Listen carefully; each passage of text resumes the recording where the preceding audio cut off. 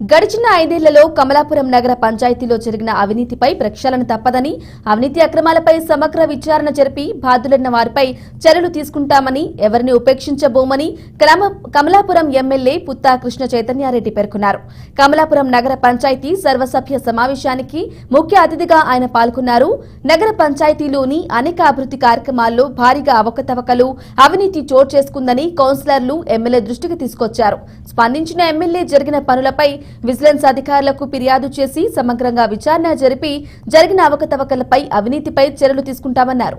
కమలాపురం నగర పంచాయతీ పరిధిలో డ్రైనేజీ, తాగునీరు, రోడ్ల సమస్యలు ఉండకూడదని, ఎక్కడైనా అటువంటి ఇబ్బందులు ఉంటే యుద్ధ ప్రాతిపదికన వాటిని పూర్తి చేయాలని ఎమ్మెల్యే కృష్ణ చైతన్యారెడ్డి అధికారులను ఆదేశించారు.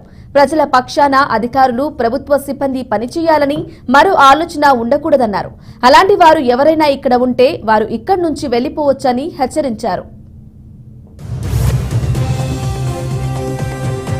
నగర పంచాయతీ యొక్క సర్వసభ్య సమావేశం జనరల్ బాడీ మీటింగ్ జరిగింది. కొన్ని ఎజెండాస్ లో బిల్స్ పెట్టుకోవాలని వాళ్ళు అడగడం జరిగింది.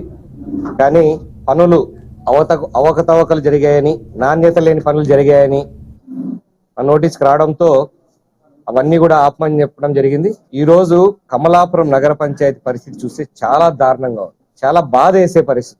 ఎటు చూసినా డ్రైన్ లైన్లు, రోడ్డు పైన డ్రైనేజ్ వాటర్, ఇళ్లలోకి డ్రైనేజ్ వాటర్, తాగునీటిలో డ్రైనేజ్ వాటర్ కలిసి 14 నుంచి 19 తెలుగుదేశం గవర్నమెంట్ లో ఉన్నప్పుడు మా నాన్నగారు అండర్ గ్రౌండ్ డ్రైనేజ్ శాంక్షన్ చేయించుకొచ్చి ఎక్కడ ఇష్యూ లేకుండా నీట్ గా మొత్తం డిపిఆర్ కూడా ప్లాన్ చేసి ఫైనల్ చేసుకొని వస్తే దాన్ని పనికి రాకుండా ఓపెన్ డ్రైనేజ్ సిస్టమ్ కింద తీసుకొచ్చి ఏ పని పూర్తి చేయకుండా అన్ని పెండింగ్ పెట్టి మెయిన్ ఛానల్ కొంచెం చేస్తే సబ్ ఛానల్ కనెక్షన్ ఉండదు.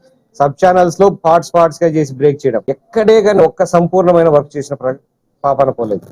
దారుణమైన పరిస్థితి. కంప్లీట్ డ్రైన్ సిస్టమ్ బాగుపరిచేంత వరకు ప్రతి